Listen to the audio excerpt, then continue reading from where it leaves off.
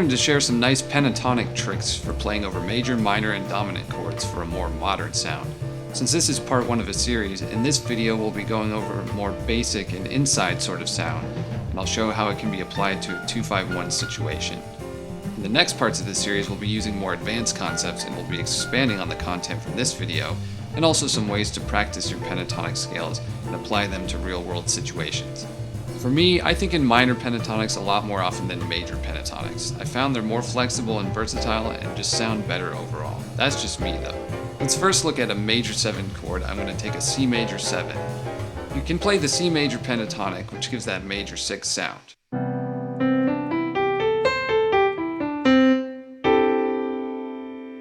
There's nothing wrong with that, but if you play the minor pentatonic starting on the 3rd of the chord, this gives you a much better sound. For C major, that would be E minor pentatonic. This works well because it has the 3rd, 5th, 6th or 13th, 7th, and 9th of C major, which are all the nice and good chord tones.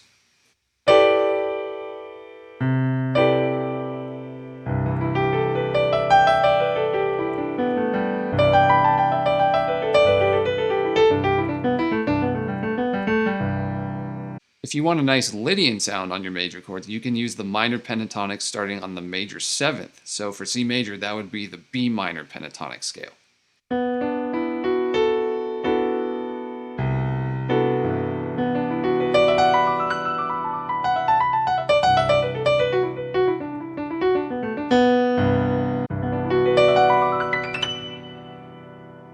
For minor chords, you can obviously play the minor pentatonic of that chord. Let's take G minor 7 as our example. A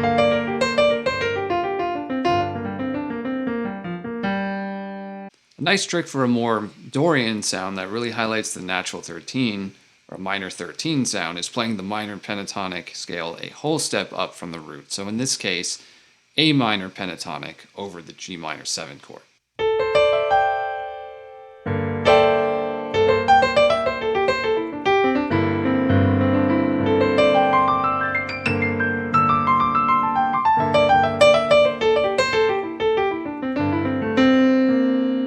You can also play the minor pentatonic a 5th up from the root of the chord. In this case, that would be a D minor pentatonic over the G minor 7.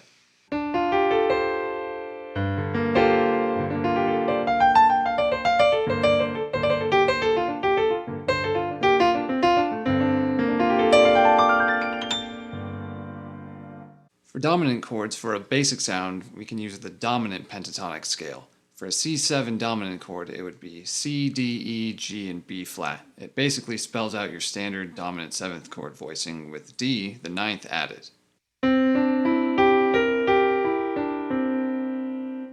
For a more hip approach, we could also use the same concept from our major chord example, using the minor pentatonic built from the 3rd, E minor pentatonic, but this time with the flatted 5th, using B flat instead of B natural. This avoids having the root in the scale and gives us the 3rd, 5th, 6th or 13th, flat 7, and 9th.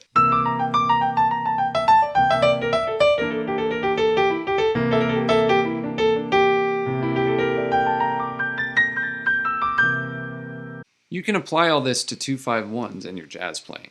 I'm going to be showing 2 different examples for a 2-5-1 in F major. For the G minor 7th chord, I'm going to be using the D minor pentatonic. For the C7, I'm going to use the dominant pentatonic. And for the F major 7, I'm going to be using the A minor pentatonic.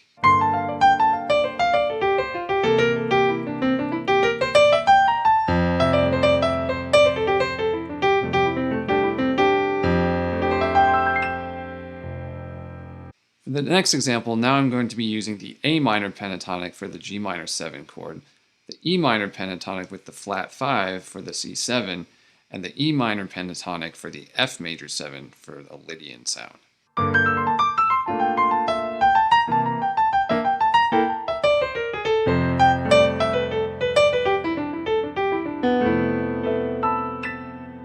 It can take a little time to reorient your thinking in this way, but I promise you get used to it and eventually you won't even be thinking about it. Getting this down in all 12 keys takes time, so I'd recommend spending at least 1 week or 2 on just one key and exploring these possibilities. Try this out and leave a comment if you enjoyed it or have questions, and I'll see you in the next part of our series.